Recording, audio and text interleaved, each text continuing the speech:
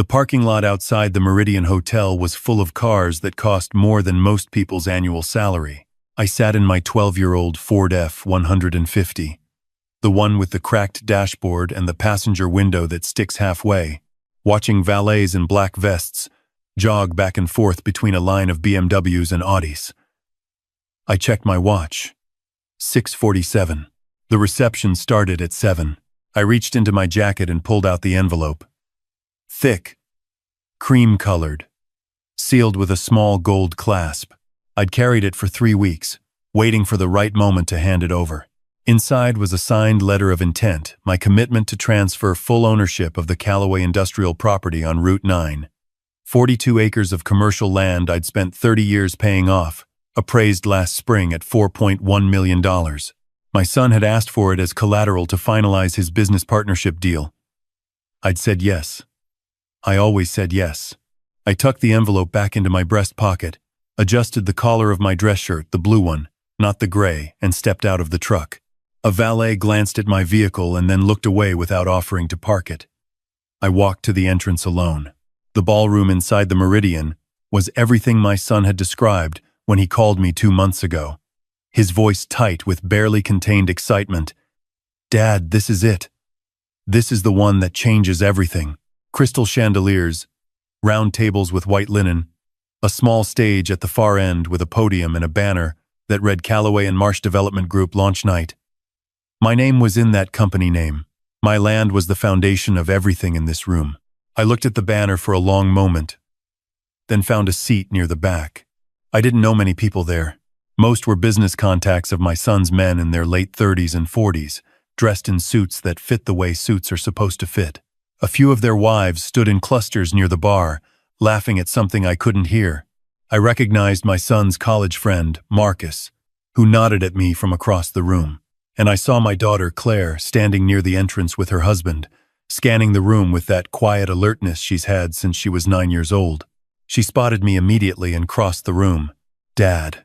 She hugged me the way she always does, both arms, no hesitation. "You look nice." "Your mother bought me this shirt," I said.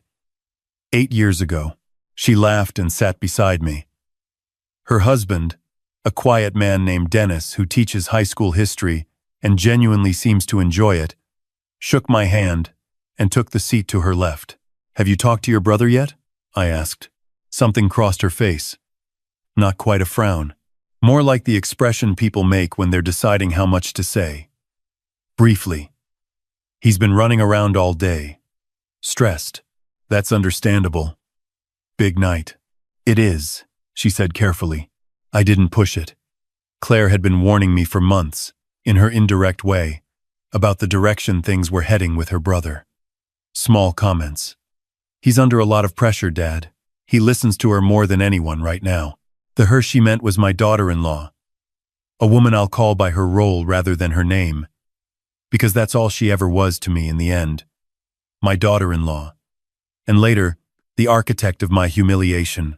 My son found me about 20 minutes later, just as the servers were beginning to circulate with appetizers. He looked the way he always looks when something important is happening, jaw tight, eyes moving too fast, a smile that doesn't quite reach the muscles around his eyes. He was wearing a suit I'd never seen before. It fit him very well. "Dad, you made it." He shook my hand. Not a hug. We used to hug. "Of course I made it." "Good. Good." He glanced toward the front of the room, then back at me. "Listen, I need to tell you something before the evening gets going." "All right." He lowered his voice. "We changed the seating arrangement. Last-minute thing. You're going to be over here near the back, rather than at the main table. My partner's family is flying in, and there were more of them than expected, so..." "That's fine," I said. I found a seat. He nodded, relieved in a way that told me the reason had nothing to do with his partner's family. "Great. And, when the formal remarks start, just hang tight. It's going to be a quick presentation, 20 minutes, and then dinner. I'll be right here." He left.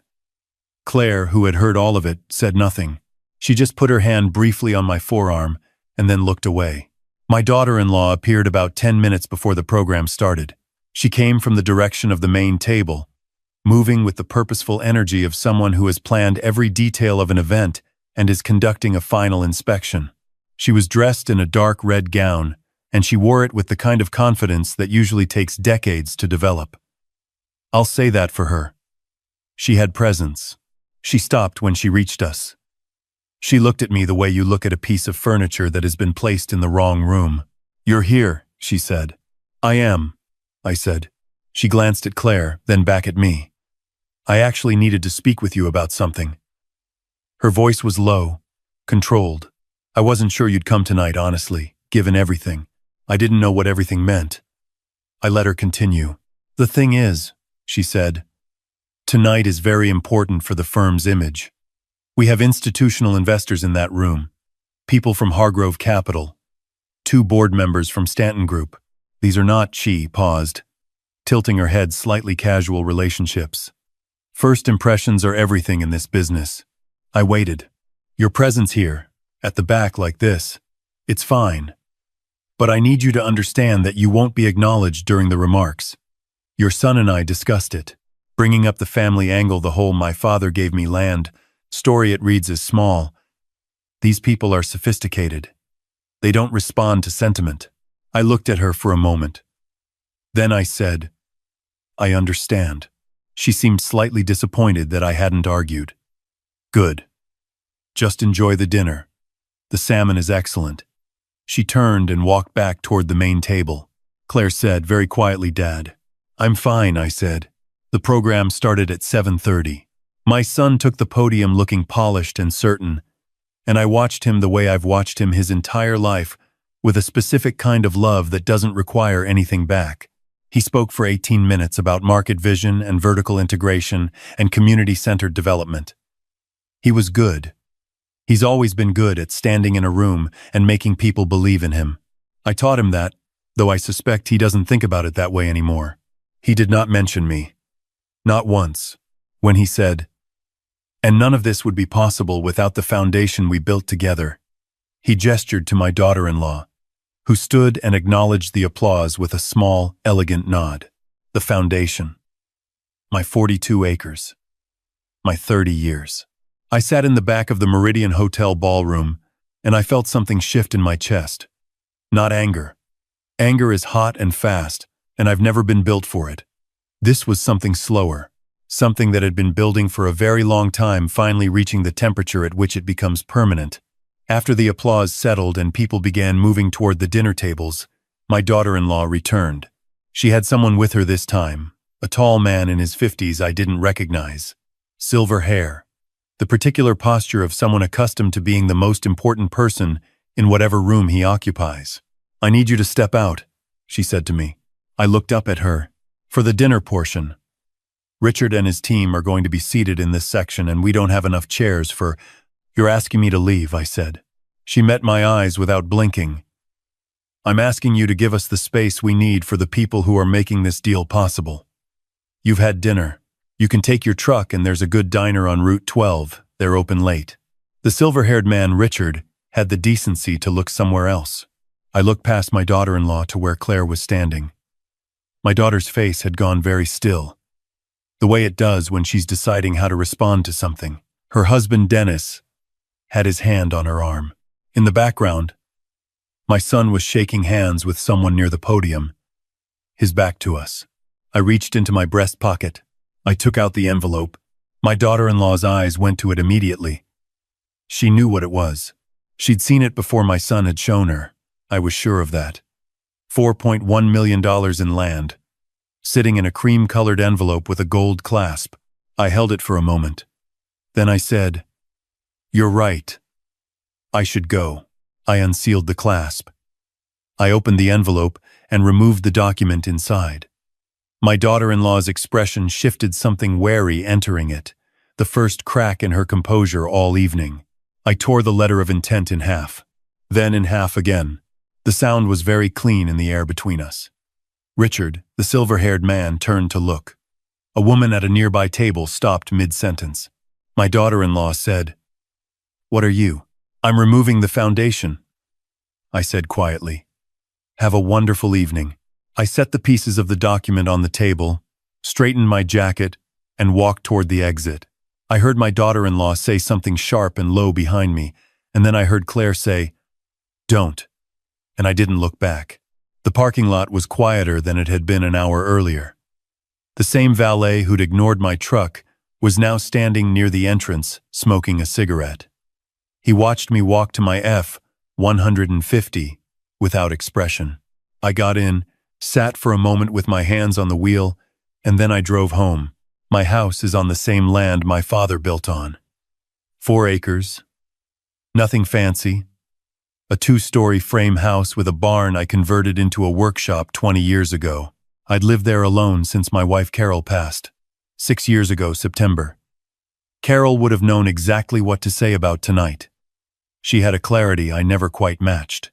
I went to the workshop and turned on the radio, and I didn't sleep until almost 2 in the morning. My son called at 9 the next day. I let it go to voicemail. He called again at 9:40. I listened to both messages before calling back. The first one was controlled. "Dad, we need to talk about last night. That was a serious move, and you need to understand what's at stake." The second one was less controlled. When I called back, he answered on the first ring. "Do you have any idea what you did?" he said. "I do. The Hargrove deal is contingent on the Route 9 property as underlying collateral. Without that letter of intent, without that land secured in the agreement, they can pull out entirely. Do you understand that? Do you understand what that means?" "I understand what collateral means," I said. "I've been using it since before you were born." "Dad, I've been funding this dream of yours for 11 years, I said. "The first business loan in 2014. The equipment purchase in 2017. The office lease when you moved downtown. The Route 9 property, which I never sold and never developed specifically because you asked me not to. I held it for you. Do you understand what holding 42 acres for 11 years costs in opportunity? In property tax alone." Silence on the other end. "I sat in the back of that room last night," I said. "I sat in the back of a room named partly after my own land and listened to my son give an 18-minute speech in which I was not mentioned once. Then my daughter-in-law asked me to leave so that the important people could sit down. And I thought about Carol. I thought about what she would say. I paused. She would say, 'Walter, stop giving your whole self to people who've stopped seeing you.' So I stopped. My son was quiet for a long time. When he spoke again, his voice had changed. Lower. 'Hargrove is going to walk.' 'Maybe they will,' I said. 'Maybe that's information about the deal's structure that you needed before tonight.' 'I can't believe you did this.' 'I know,' I said. 'I'll talk to you when you're ready to talk, son.' 'Not before.' I hung up. Claire called that afternoon. Hers was a different conversation entirely.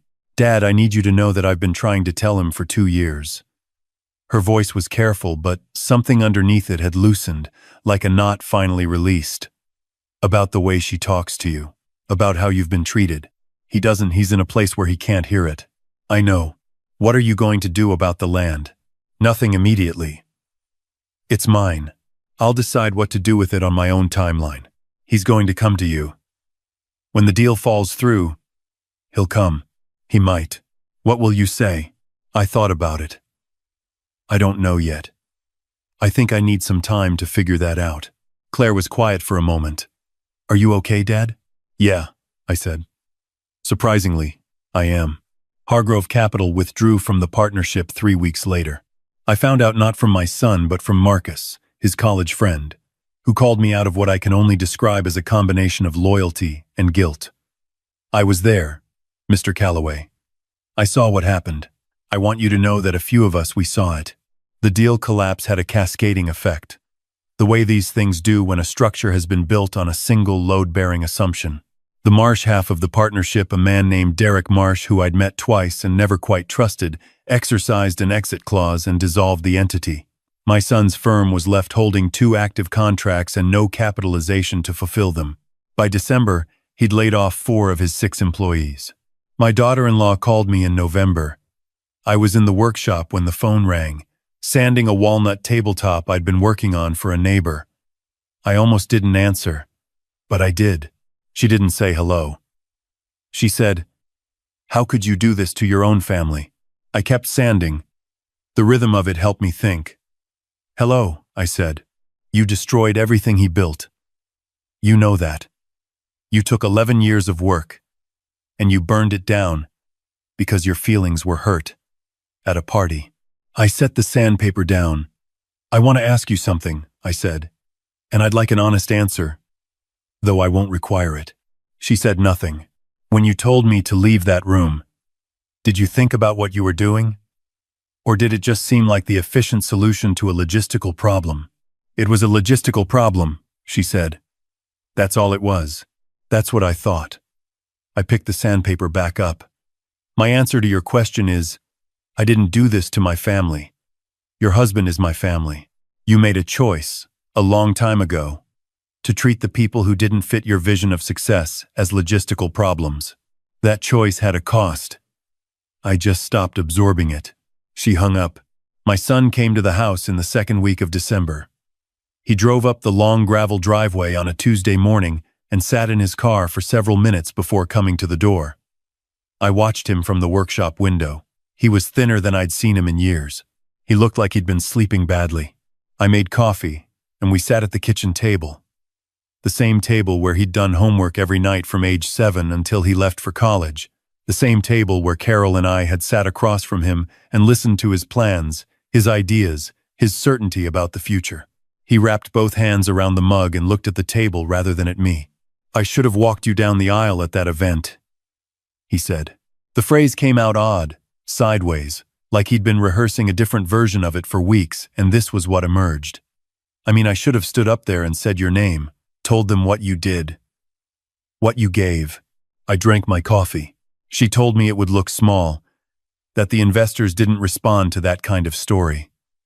He shook his head slowly. And I believed her. Because I wanted to. Because it was easier to believe that than to admit that I'd been. He stopped. "Taking me for granted," I said. He looked up at me then. His eyes were red at the edges, in a way I hadn't seen since he was a teenager. "For a long time," I said. It wasn't an accusation. Just a fact that needed to exist in the air between us, before anything else could. "I know." We sat in silence for a while. Outside the kitchen window, the bare winter fields ran down to the tree line, the same view I'd had my whole life. My son stared at it. "Is there any way back?" he asked. "Not about the land. About something harder than land." "There's usually a way back," I said. "It's just not always the same road." He nodded. He didn't ask me about the Route 9 property that day. To his credit, he didn't ask about it for another 3 months. When he finally did, it was spring. We'd been having dinner together on Sunday evenings, just the two of us, nothing formal. I'd cook something simple, and we'd eat and talk about whatever came up. He asked about the land on a Sunday in March, and he asked it plainly, without any of the architectural framing he used to dress his requests in. "I know I don't have any standing to ask," he said. "I know what I did, or what I allowed to happen. But I want to rebuild. Differently this time. Smaller, no outside investors, no partners I don't fully trust. Just honest work." He paused. "I don't need the whole property. Even a portion 10 acres would give me enough to secure a project I've been designing. Something I actually believe in." I looked at my son across the table. He was 41 years old, and he looked in that moment more like himself than he had in years. Like someone who had been wearing a costume and had finally taken it off. "I've been thinking about what to do with that land since December," I said. "I made a decision about 6 weeks ago." He waited. 20 acres go to Claire. She's helped manage the back portion for years, and she's never once asked for anything. She deserves that security. I watched his face. He nodded immediately. No hesitation. And something in me released a tension I hadn't fully named. 10 acres. I'm keeping. I want to expand the workshop. Maybe build a proper studio out there. I've been putting that off for 15 years. He looked at his hands. "And the other 12? Those are yours," I said. "Not as a gift. Not as a loan. As an investment. With a proper agreement, written by an actual attorney. with terms we both negotiate and both sign. I leaned forward slightly. I am not an ATM, and I am not a silent backer. If I'm in as your partner, and I expect to be treated like one. He looked up. His jaw was doing the thing it does when he's trying not to show what he's feeling. Deal, he said. And one more condition. Namit. Your daughter-in-law sits down with me. Not to apologize, I'm not interested in performances, but to have a real conversation. Once. About what happened and why. If she's going to be part of your life and, by extension, part of mine, I need to know we're operating in the same reality. He was quiet for a long moment. Then he said, I'll ask her. She came in April. I don't think she wanted to. I think my son had asked her, carefully and seriously. And she'd agreed because she's not stupid. And she understood that the relationship, all of it, the marriage, the business, the family had a fracture running through it that needed to be addressed. She sat across from me at the same kitchen table, and for the first 20 minutes she was armored, every word placed deliberately. But somewhere around the third cup of coffee, something shifted. I asked her about her own father. It was a genuine question, not a tactical one. And she answered in a way that was longer and more unguarded than she'd intended. Her father had left when she was 11. Her mother had rebuilt everything from nothing. My daughter-in-law had learned, at close range, that weakness was dangerous, and that sentiment was how you ended up with nothing. I didn't say anything to that for a moment. Then I said, I understand that logic. I want you to understand that it costs you things you can't always see in the accounting. She looked at me. Like what? Like people who would carry weight for you that no investor ever will. I said. Like the difference between a foundation and collateral. She was quiet for a long time after that.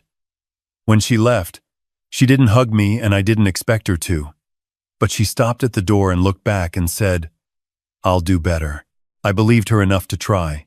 Marcus called me that evening. He'd heard, through the network of people who track these things, that my son was starting again, and that I was involved. Good, he said. He needs you, Mr. Calloway. He always did. He just forgot it for a while. He's not the first person to forget something important, I said. Most people get a chance to remember. I went to the workshop after the call. The walnut table I'd been making for the neighbor was finished, stained and waxed and waiting to be delivered. I ran my hand along the surface. 30 years of working wood had taught me that the grain is always honest. It shows you everything. The growth rings, the stress fractures, the years of drought, and the years of rain. You can't hide what a tree went through. You can only decide what to make of it. My wife Carol used to say that I made things because I needed to see the outcome of my work. That in a life where most of what you build, children, relationships, trust, is invisible, there's a particular satisfaction in creating something you can set your hands on and say, that is what I did. That is what I made. She was right. She was usually right. I turned off the workshop light and walked back across the yard to the house. The spring air was cool and clear, and the field beyond the fence line was beginning to show the first green of the season. That early tentative color, that means the worst is behind you. I stood there for a while. A year ago, I'd sat in a parking lot holding an envelope that represented 30 years of patience, waiting to hand it to a son who'd forgotten what I was worth. Tonight, the same land was being divided in a way that made sense. A portion for the daughter who'd never stopped seeing me. A portion for the work I'd always wanted to do, and a portion for the son who'd found his way back. Not because he needed the land, but because he'd finally understood that what I was offering was never about the land. Someone asked me once what I would tell a man in my position, patient for too long, taken for granted too many times, standing at the edge of a decision that couldn't be undone. I would tell him, dignity is not the same as pride. Pride makes you stay until it kills you. Dignity is what you take with you when you walk out of a ballroom at 7:53 on a Tuesday night, knowing that the thing in your breast pocket was worth more than everything in that room, and knowing, for the first time in years, that you're the only one who gets to decide when to open your hands and let it go. I went inside and made dinner. The house felt, not empty, but settled. the way old houses do when they've held enough story to stop creaking. I set the table for one, the way I have since Carol, and then I sat down. And for the first time in longer than I can clearly name, I felt something I only recognized because I'd been searching for it without knowing it. I felt free.